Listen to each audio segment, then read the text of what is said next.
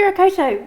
Welcome to this CALT Korero, focusing on dismissing the myths associated with online, flexible and distance learning.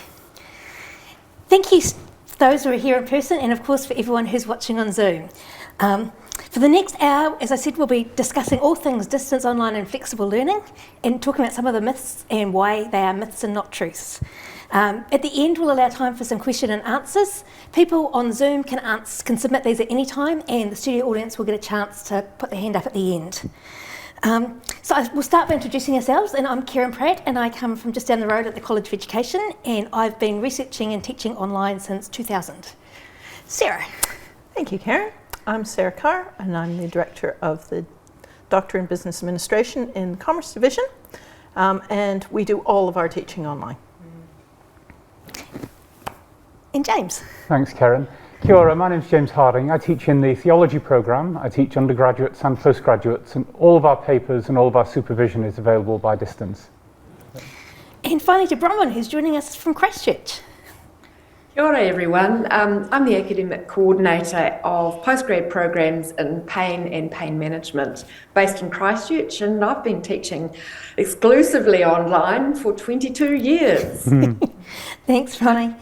Okay, so first of all, we thought we'd start by talking about what are the actual myths that kind of get talked about with regards to this kind of teaching and learning. My first thought is that teaching online is the same as what you do in the classroom. Definitely, I think it's a big myth because there's a lot more preparation that we do. There's a lot more work that you do to just ensure levels of engagement, but I think the rewards are better. Definitely. Yep. I think another of the myths is that you can't replicate the special environment of being in a classroom online or by distance. And on the one hand, that might be a good thing because perhaps we don't want to replicate every aspect of the in-person experience. On the other hand, there are things that you can do in the online environment and in the distance environment which really enhance people's learning. And that's fantastic, for all sorts of reasons which we can discuss. Yep. What about you, Bronnie? And I've heard people say that it's not as good for learners or for teachers to teach by distance, and I think that's a bit of a fallacy as well, because we do have great outcomes and really good engagement, and for me it's incredibly rewarding. Yeah. I mean, I'm teaching face-to-face this year for the first time in probably a decade. Right. And I must say I'm really enjoying it, but I'm still really enjoying my online classes and looking back to going online semester one next year. So yeah. So one thing I've heard is that students can cheat. It's much easier because you can cheat online. And I would argue that actually all my conversations with them are text-based, and so I probably know my students' writing better than I would any in-person students, where the first writing I might be getting from them is the assignment. So I think that's completely wrong. Yeah, and I think that one of the things that I find really interesting with our students is that we try to get to know them as people first. Yeah. So that when you are actually looking at their work, you can hear their voice almost in what they're writing. So that, we know who our students are first as people and students. So it makes it much easier when you're marking their work. You go, I understand exactly why you're writing that and saying that. And it is them. Yeah. It's one of the really important things about distance teaching that you really do have to build up that relationship with students and find ways of encouraging them to build the relationship with one another. And that, for one thing, enables you to have a rapport with them as a teacher and a learner. But it also means that you get to know them, you get to know their writing style, you get to know a bit about the way they think, and you get to know quite a bit about what might be going on for them in their wider lives that might be affecting their learning. Yeah, and the idea of being able to cheat applies just as much to in-person teaching as it does to distance teaching. The students in my groups tend to have to do things that are applied to their own living context, their working context. And so I can learn a lot more about their, I teach postgrad clinical people, their online and their clinical practice is what's informing their assignments and vice versa. So we can see really it's very hard to actually cheat, and really they don't want to. To learn. That's why they're doing the learning. Yeah, I think that's one of the advantages, is that we're teaching usually people who are doing the paper because they really want to do the paper, not because it's just a filler. Because it was at 10 o'clock and they had an 11 o'clock in the same building, so it was easy to go to both kind of thing. Or a friend was doing it, which I know I've certainly had before. Absolutely. And I think one of the things that you said, James, was the way we get to know our students. One thing that we tend to do is that we have an orientation right at the beginning of the program, and it's in person. So everybody comes and they spend a week, they get to know each other. And then when you actually go into those weekly lectures that are online and they're synchronous, the first thing we do is a water cooler catch up. So how was your week? And you can put them in breakout rooms and they have 5 minutes to get back in touch with each other and sort of get into this space. But it's there is that sense of, well, we know who you are, we know the challenges, and you're in a space that's safe to share your challenges and stuff with people who are on the same journey as you are. That helps. That helps a lot. We find that they're learning off each other so much. And so while initially the conversations are about me talking, ultimately it's about different students sharing their own experiences, and the cat and the dog that also come online and visit us. And that humanises the whole teaching learning process for people, I think. And I mean, I teach mostly asynchronously, so it's only if they request a synchronous meeting that I actually kind of see them, either in person if they happen to be in Dunedin, or via Zoom. But we still spend the first week making sure we get to know them, and I actually put out questions that they can answer so that it's not scary. Because suddenly posting on a discussion board can be quite scary. But I also get them to contact me and let me know if there's anything going on in their lives that I should know about as their lecturer and the person who's kind of leading them through the course, that they don't necessarily want everyone else to learn, because our students are often mature, which comes with its own issues, including things like children and ageing parents and complicated lives. And it's just, I think it's important for us to know that, so that when they're asking for an extension, we know what's been going on, and or that work's having, for mine it's teachers, so if error is coming, then I know they're going to be stressed and the assignment's not going to be done at that time. So I mean, the flexibility of distance learning is actually one of the things that makes those students able to come to us in the first place. It enables us to reach out to them and then to come to us, where they simply wouldn't have the flexibility to move to Dunedin for 3-4 years and do their degree. And our students are all clinicians, so they're actively working in and applying what we're learning together in their own practice. So some of our little tips for catching up with people is the half hour before we start teaching, we teach in the evenings, really good time, past feeding frenzy. So we talk about, what have you been up to, and what is that, a glass of wine, or is that a hot chocolate in that cup there? Or maybe it's a craft beer. We don't care.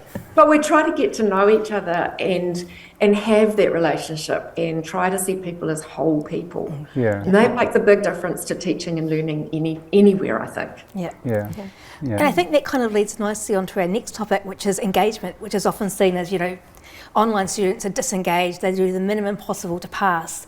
And I think, as you said, once you build up a relationship with them and give them the option to apply what they're learning to their own context, and engagement's not usually a problem. No, we find that anytime that we need something extra from our students, if we say, well, we would like to have a guest lecture, or there's somebody visiting and can you Zoom in, they're there, they're really engaged, because you're treating them like somebody who's interested, you're making things flexible for them. So you've given them that space, as you say, something they couldn't actually do. So we're making it accessible, and they'll bend over backwards to sort of be engaged at a level much beyond what most other students would be.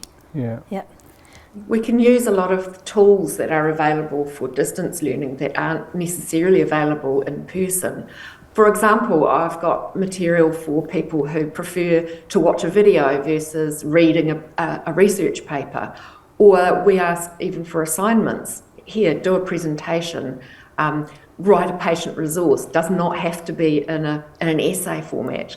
And that means that we've got more flexibility for our neurodivergent students, or people who don't speak English as their first language.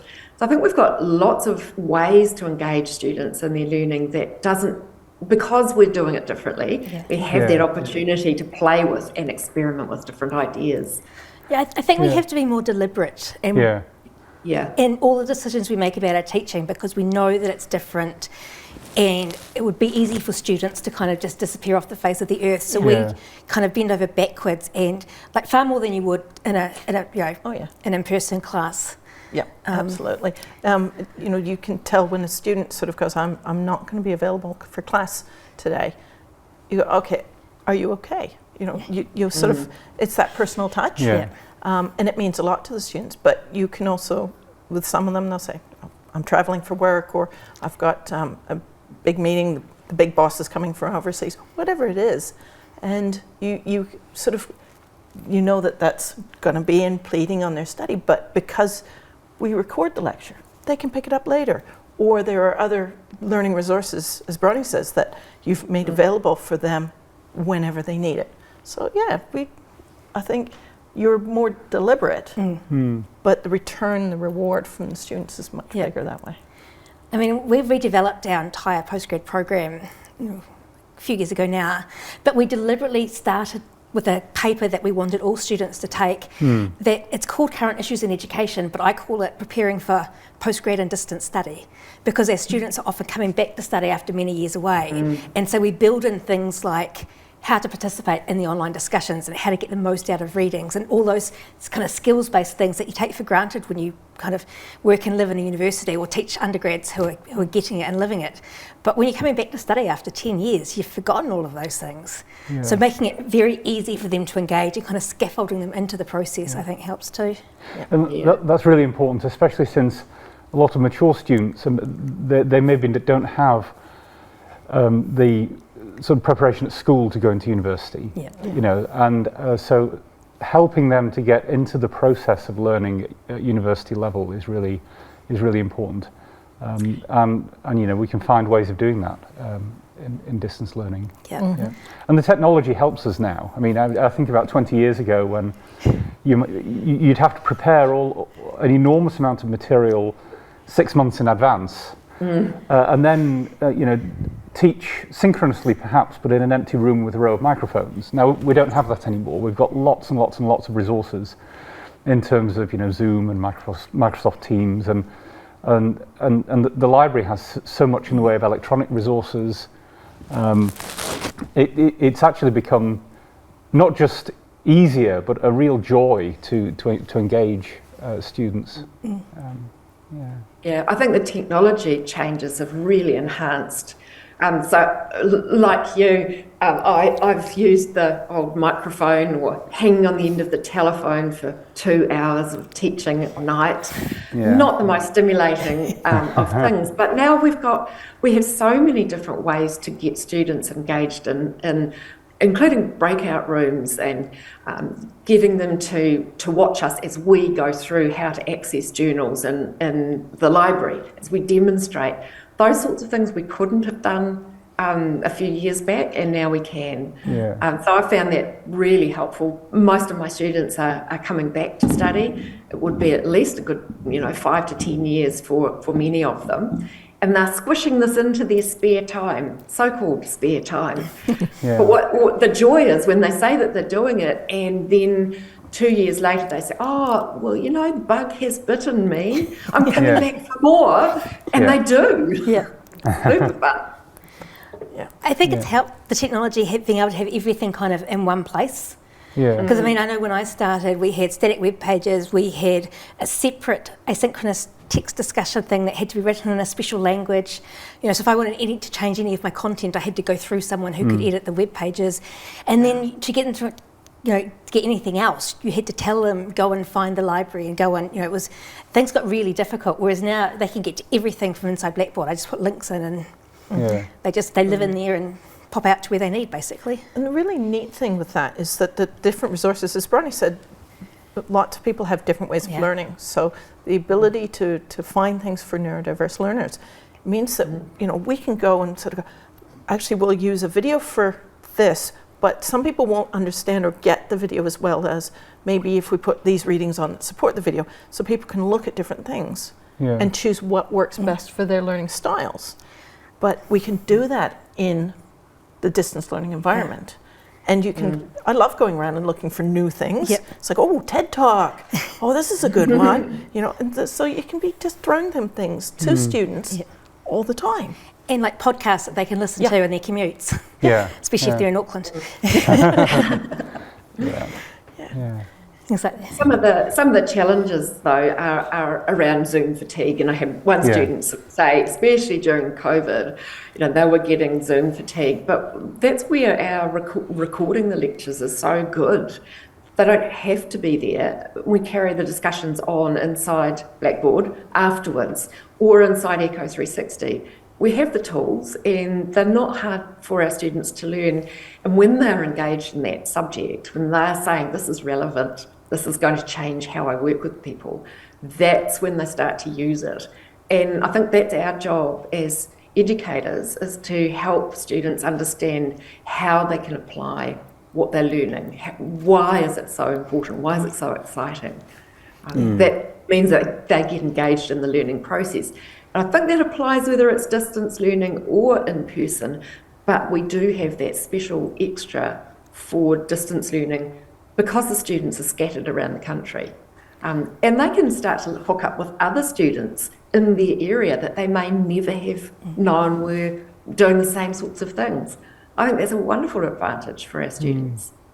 That almost opens the sort of the question about, you know, with distance, are we more agile perhaps to be finding or teaching material that has that impact? Because I know for us, we ask our students, you know, what have you found that's been really useful? Students will come back and say, you know what we talked about last week? Well, I did it at work. And this is what happened as a result of what we did. And so for us, it's like, great, we can see that impact immediately. And to think about, because a lot of distance is done in that professional space, and it's for people who are working professionals, we have an opportunity to sort of think, well, actually, what else can we be doing? Where else can we be reaching other people that we're not reaching now? Because distance is that vehicle to do that. And you think, it's like throwing a stone into a pond. You know, the ripples of what we're doing has a huge impact. And I use that analogy to the students a lot, and saying, we're just here allowing you to be the stone. Think about where you can take this next, because it's not just about this paper or the program that you're doing, but it's about your whole life. I think that comes back again to that, our deliberate thinking about what we're doing and how we're doing it and why we're doing it, which I think, Bronnie, you touched on when you talked about the technology and keeping it simple being important. I know there's a temptation to go out there and play with all the latest toys, but I want my students focused on the point of what the course, not on all the latest toys. Though I do teach one class on teaching online, so I do get to play with some toys then. So I'll come and do your course, shall I? Please, more the merrier. But especially since some of our students are maybe not used to some of the toys, this might be the first time that they've engaged with the tools that we're using. And so it really is important to keep it simple until everybody's up to speed with the same technology. And we've standardised our Blackboard pages. We've got a postgrad template that we use for our online courses. So no matter which paper they go into, they know what to look for where. And that's really helpful. There's variation within that, but you know the general baseline is there, so that they're not starting each semester going, gosh, where is everything? If we can make it simpler for the students, that encourages that engagement. Definitely. Which kind of leads to the next issue, which is demands. I guess that some people sort of think about when we went to online teaching during COVID. I've always referred to that as triage teaching, because literally we were just triaging everything. That's not true distance. It's not flexible. It's not open. It's that. It's not good. It's not. No, it's not good. So there is a demand. We do have to work differently.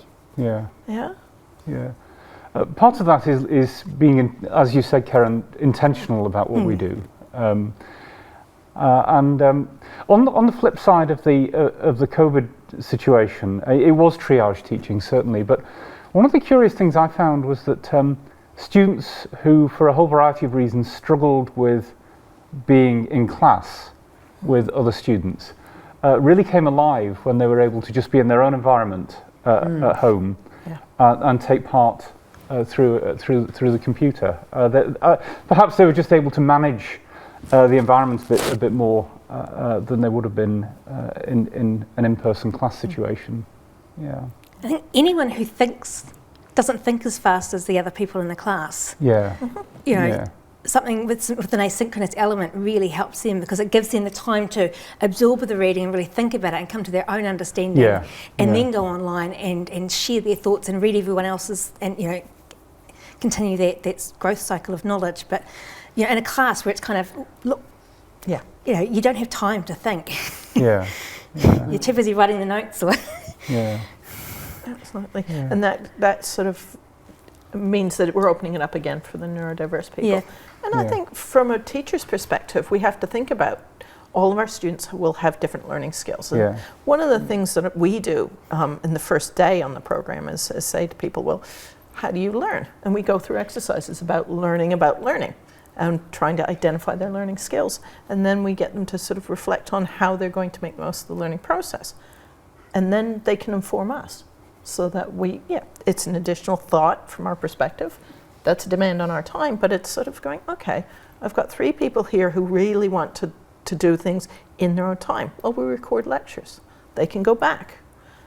For our Pacifica students, they find it really helpful because they can do it in their own time. They're there for the synchronous, and then they watch the recording a couple of days later and do that thinking, rethinking about things. And they say that really helps that cement their learning. Definitely. There's a lot of interaction, I think, between the learners, the students, and us as teachers, that where it's really synergistic. They'll say something and we'll see how it lands, and then I'll respond to it, and vice versa. I think that takes more time, and it is really demanding. Just even preparing the materials, like I do mini videos and PowerPoints and things that I put the quizzes on and things. That does take more time than if I'm just giving a lecture. But it offers me the chance to see how that works for our different students and for them to give me feedback, and then they can start to think about how they might use those same strategies for teaching and learning themselves in their own practice. That is really exciting to see. But I don't want to underestimate the demands that distance teaching has on time. I do spend a lot of time on discussion boards, emailing students, reading their works and preparing for our teaching sessions so that they can get the most out of it. And that means there's a little less time available for researching and writing up my own projects. And juggling that is not easy. I'm not sure whether that's just a feature of distance teaching learning or whether that's just a commitment to teaching as something that is important in my job. I'd be interested to see how that lands for others in this Kōrero. Well, that last point is really significant, I think. It's a commitment to teaching, and that should be there, albeit in different ways, no matter whether we're in person on campus or synchronously by distance or asynchronously by distance. The commitment to teaching should be there, no matter what.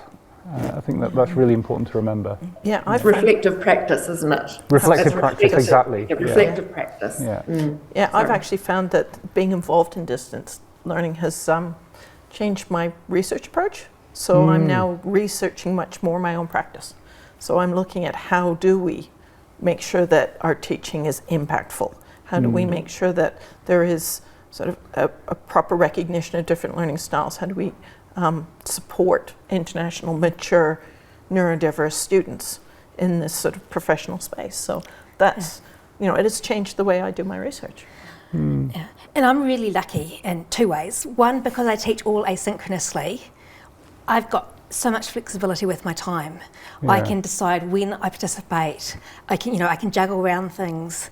I can teach from conferences on the wrong side of the time zone because I just tell students where I am and that I'm going to be posting at weird times, but I will be still engaging. And so it's given me the flexibility to go to conferences and things without having to worry about guest lecturers or anything like that, which has been great. The other thing is that I've forgotten what I was going to say next. The other advantage is, of course, I research technology in education and online distance education.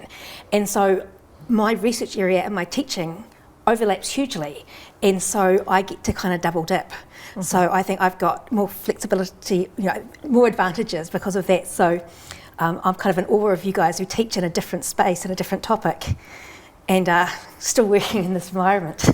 Yes, I mean, my area is the Old Testament. And yes, not much technology ancient there. Hebrew texts, long before there was any such thing as Zoom or Blackboard. But nonetheless, I find that the discussions that we have in a distance classroom spark questions and trains of thought that really feed into my research. But they also encourage students in the distance group to believe that they can go into research themselves. Because of course, they can do their masters and their PhD by distance. Most of our postgraduates are distance students, and that creates its own challenges. Yes. Huge challenges sometimes for the students, more I think than for the lecturers and for the supervisors. But there are nonetheless those synergies between teaching and research that you wouldn't otherwise have.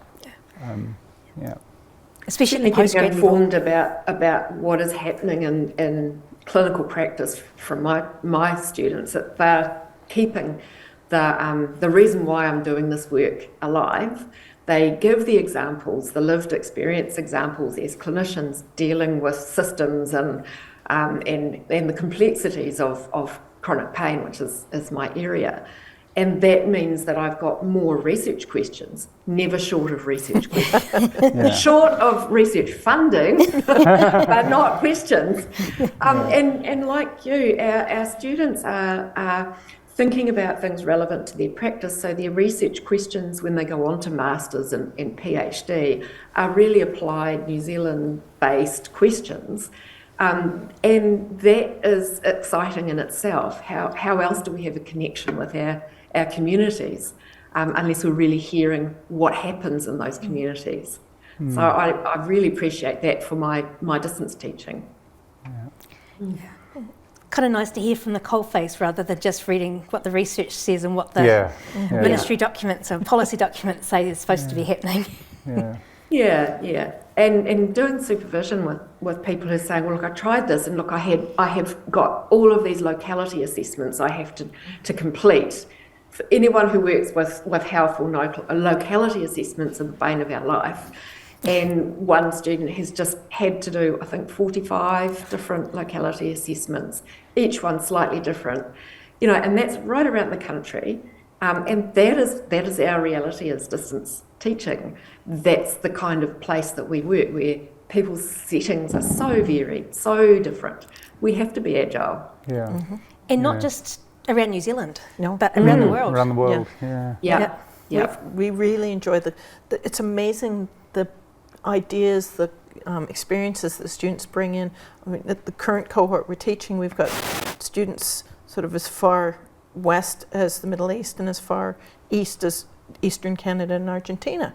And they're all in the Zoom at the same time. So it'll be 7:30 over there and 8 o'clock at night over there.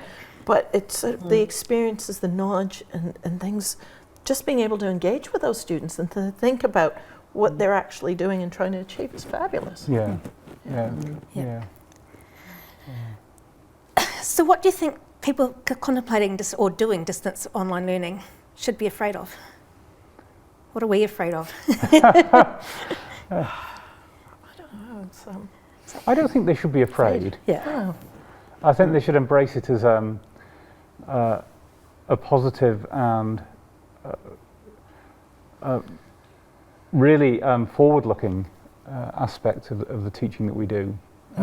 It's a way of bringing learning that otherwise would have required people to be in one place for a particular period of time. Is a means of taking that and saying, well, no matter where you are, you can engage with learning, and we will encourage you in whatever ways we can to do it. And we have the technology and we have the will to do it, and that's great. It's just a matter of doing the outreach and connecting with the people who want to be involved. Yeah. One of the things I think is that most of us got into teaching because we wanted to share knowledge. Yeah. And share our understanding and give people the opportunity to be inquiring and find out more themselves. Yeah. And this is a good vehicle for doing that. Yeah. Because it opens up opportunities for people who are non-traditional learners or coming from challenging backgrounds to engage in a space where maybe they would not have normally had that opportunity, and we can facilitate that. Yeah. And how lucky are we to be able to do that? It's fantastic. Yeah. Yeah. Yeah. Curiosity drives me as an individual, and also my students. They're curious. They've had a problem with the area of clinical practice, and they want to learn more. And that is what brings the life to our research, to our learning, to our clinical practice. And maybe that is what should entice us to think about distance learning, that it is about people in their own environments finding their own issues, their own problems, and working with us to develop solutions that might be able to help them make a change. If that's not what university is about, I'm not sure what is. And I see us having that connection with our communities, not just in New Zealand, as you say, but right around the world, because we're bringing this little part of University of Otago out there. So something about us and the way that we see the world can get to be diffused around the world. I think that should be not something to be afraid of, but something to be really curious and to be open-minded about. I guess what I'm afraid of is that students will have a bad experience, either through a COVID emergency teaching situation or through a poorly designed distance course, which shouldn't happen at Otago because we've got to go through that whole process to make it, you've got to show that you're not just taking your in-person class and recording the lecture and calling it an online class. But one bad experience can put them off this kind of learning forever. And I mean, even the way the four of us teach is very different. So I think it's important to realise that it's not one size fits all. Yeah. Both in terms of what the lecturer is doing as well as what we expect from the students. Yeah, absolutely. The subject matter is different. The whole pedagogy, our theory about how people learn, what they're learning, those are also very different. And yet we can look at what each other is doing and think, oh, I could try that. Those are some of the cool things that I've just learned through this Kōrero already. Yeah. And I think the other thing is that people, even if they're not sure about it, that there's enough people who do distance learning who are engaged. Come and ask. There was, I think that the COVID was an opportunity for people to try things, and it opened people's eyes to say, well, actually, it's not what I'm used to, but I think I can cope with this. So maybe it is time to sort of say, well, have a chat, find some people, sit in, enjoy it. Hook into the distance learning office workshops and networks and things. Yeah. And there are mentoring opportunities. So, if you're nervous about distance teaching or unsure about it, then there are networks that will enable you to work with another more experienced distance teacher, which benefits both parties, really. And the Carpe Diem that I absolutely love, to totally rework a paper that now the students are absolutely loving. Because we flipped it on its head. It's been a wonderful thing. So we've got these the resources there. Sometimes we don't know where they are or how to find them, but once you start to reach out and ask questions and ask for help, they're there. Makes this a really dynamic area. I think that's a good place to kind of pause our discussion and move to some of the questions. Sure. I've got one from Sam, who works in the International Student Support in the International Office, and they're interested in supporting the pastoral care of students and wondering how that relationship of academic support and providing that level of pastoral care operates in the online distant space. You know, can it get too much? And does it make it harder to ask other areas of the university to get involved? I think from our perspective, because we get to know our students, and there is that element of pastoral care, but you know where you can draw the line. Yeah. So there have been times where you're saying, okay, you're going through a really difficult time. What are your opportunities and options now? These are the people within the university I know can help. So it's connecting them. You know, you are, as a distance student, they're only going to really connect with one part of the university, and that's whoever they see as their conduit within that program. Yeah. So you are going to be that one point of contact, but knowing who to send them to and at what point. And you never take things on that we shouldn't be taking on. But it's saying, oh, hang on a second. I know you should be talking to this person or this person. I'll put in some calls. You know, sometimes you do try to facilitate the conversation or to connect them because they might be reticent to go and ask for the help they need, but you facilitate that sort of thing. Yeah. I know I've sometimes asked the student if I can pass their name on to the appropriate person, like Pacific Island Centre or somewhere like that, and said, you know, rather than you have to reach out, how about I reach out on your behalf and they will contact you. And it just takes, it takes me 2 minutes to do that. But I mean, I think it's the same with our in-person students. You know, they need pastoral care too, and I think perhaps they get missed, especially if you're teaching big classes. Do you notice that someone's missing? Whereas we've got records on Zoom and Blackboard of who's been doing what, when, so we can keep a better eye. But it would actually be nice to work more with the international student support people, to talk with them actually about how do we do it? How can we work better with them? Because that's something I hadn't thought of. I think it's really important actually, I mean, especially because it's important for us to know where our boundaries are. Yes. Because there has to be a limit to what pastoral care we can offer directly. And it's really important to be able to have that facilitating role where you can say, well, actually, I know this person in this office over here who is really good at helping people in this situation, you know. Yeah.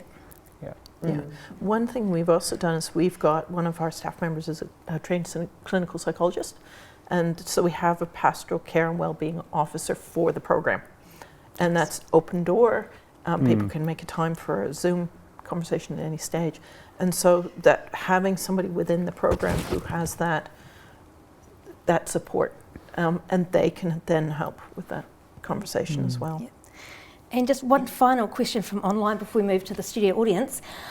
Thoughts on building connections when teaching with students who don't have English as a first language? Do you think it's easier or harder in the distance learning environment or in person? I'm going easier. When I contact them, I always use, if I know a greeting that if they've used a greeting before, I always make sure I use their language. But I think just the time that they get and the fact that if it's recorded they can go back over it, it just gives them the space to actually work through that translation process but still participate in discussions and things, even if it's taking them a bit longer because it's another language. I know we had a student from Brazil who came right through our postgrad programs and then did her doctorate with us, where English was definitely not her first language, but oh my goodness, could she write beautifully by the end? Because sometimes the in-person environment in a classroom can be intimidating. If you're not fluent in the language, the dominant language of the class, it can be very intimidating to be there. Whereas the flexibility that distance learning offers, I think, really does make it easier. Not just all talking in distance learning, we do lots of writing and I haven't done interpretive dance, but it may come, But the fact that when we have some people who are really actively involved in discussion and some who are not, and because we can just do it both verbally, synchronously, and then we can do it asynchronously, means that if you are somebody who's a little introvert or English isn't your first language, you have a way to make your point or to bring your point across anyway. So I think we can handle it much more readily than you can in a lecture type situation, particularly. And so one final online question.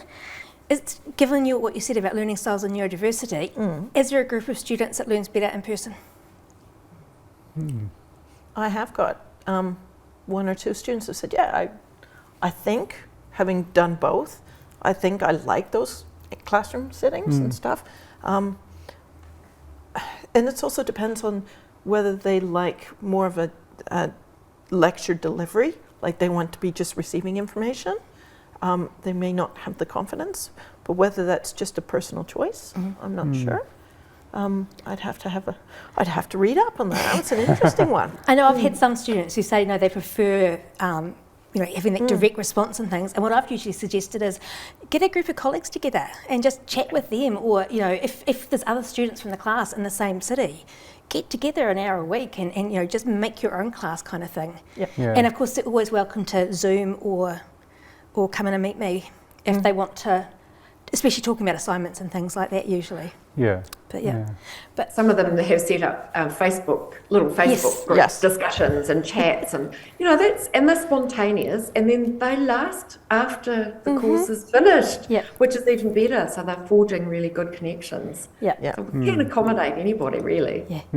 Our students, each cohort has a WhatsApp group, which one of the students will manage. And I say, it's a good idea. You need some people that you can whinge about me to. Who understand the situation that you're going through. So like coffee shop talk. Absolutely. That opportunity network. That's good. So how about our studio audience, sorry. Thank you, panel. This has been fascinating. What I'm interested to know, because most of you have raised the point of the approach of teaching and learning being quite relational, and I can see that you establish these quite connected relationships with your students. Do they continue once the course is finished? I'd be interested to know. That would tell me, yes, these are real relationships that have an ongoing impact. Absolutely. I can definitely say from our end, so the program's been going 6 years. We've had 25 graduates. They do come back. We've got one who's guest lecturing from outside their professional role. They come in guest lecture. They very active alumni. They come back and they sort of, we're in town. Shall we get it together? And they keep the network together between themselves as well in this strong communication. And for a degree that's between 3 and 6 years, depending on whether they're full-time or part-time. It's a long time for them to be building those connections, but they're very engaged. Yeah, definitely. I found that especially with our language papers, because we teach sometimes 2 to 3 hours a week. So the students and you are in the same classroom online for that amount of time each week. So over a period of a semester, you've built up a real relationship with those students, and they've built up a relationship with one another. And that tends to continue, and it tends to spark new ideas and new ambitions for future study. I definitely know that we have really good relationships. We have a Facebook group called I won't reveal the name, but it's an interesting name, and it sort of points to the fact that we talk about everything, including pain, because pain's our topic. And it's been going now for about 7 years, I think. So yes, and we just add people come in and out of it as they choose. And when we do get together, it's like we've never been apart. It's wonderful. Yep. And another question? Yes. Is it working? Yes. It is working. You are also enthusiastic about distance teaching. It's amazing, and I did distance teaching for many years as well. And I found that the people who had already been out, had life experience, who were mature students. Is that mostly the teaching that you're talking about now? Is it mostly students who have kind of postgraduate papers, or students who, I'm just wondering about that, because now I teach a first year paper, and I'm wondering about how, the transferring of some of the things that you've talked about, which are so positive, in the distance online and the connections, trying to see whether some of that learning can be transferred to a large first-year class that's face-to-face, that is quite a different environment. I've got a colleague who, having experienced COVID times, is now using online blackboard discussions in her first year papers and has actually done, I think she did a CALT Korero where she talked about it, but I'm very happy to put you in touch with her if you wanted to talk about how she's doing it. But she's finding it's actually really deepened the depth of thinking of her first year students, and that some who are not participating in tutorials and things are really active online, so it's definitely worth thinking about. We started teaching theology by distance, I think it was in 1990. Long before I came here. Paul Trebilco was one of the drivers of that, and we've done it ever since, and that's been from first year right the way through. So we have a few students, not very many, but we have a few students who did our first year papers and went on to do Masters and PhD. It's partly in theology. It's because a lot of our students are in ministry, either full-time or part-time. They have responsibilities both in terms of work, ministry, family, all sorts of things. And so in a sense they don't have a lot of choice other than to take part in whatever level they're studying at by distance. And so you just adapt it to the particular level that they're at. And it works perfectly well. It's as enriching as it would be at 400 level or beyond. Yeah. The discussions that people have that really make the learning quite deep. And I studied a Facebook group. Did I say social media? Oh, yes. Yeah. So I studied a Facebook group and how learning was constructed by those participants. And I've drawn the same principles across to the way that I pose questions and the discussion kind of orientation on Blackboard with our distance students. And it's exactly the same in watching different viewpoints being expressed, and finally someone says, oh, so what you mean is, and they paraphrase it and put it into their own language. I think that's applicable across every learning stage. Of course, the more you dig in, the more different opinions and perspectives you get, and people have to feel comfortable to be able to do that.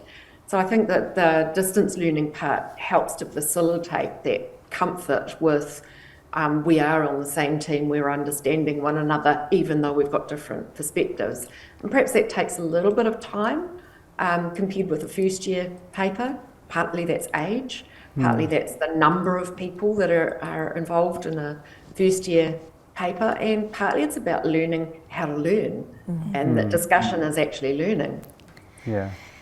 And I know we could keep talking about this for hours, but unfortunately we're out of time. So first I'd like to thank my panel members who've been here, and I think we've had a really interesting discussion. I know whenever I get together with other distance learning people and talk, I always take away a couple of things I want to try in my papers, so we need to do more of this. I'd also like to thank our audience, both in the studio here with us and online on Zoom. And of course I really want to thank the sponsors of this series, which is the Committee for Advancement of Learning and Teaching. And finally, but not least, a wonderful media production team who's done a great job of getting all this working and taking us novices and making us not look too silly. Tune in again for the next episode. Watch out for when the next CALT Korero is on, and noho ora mai.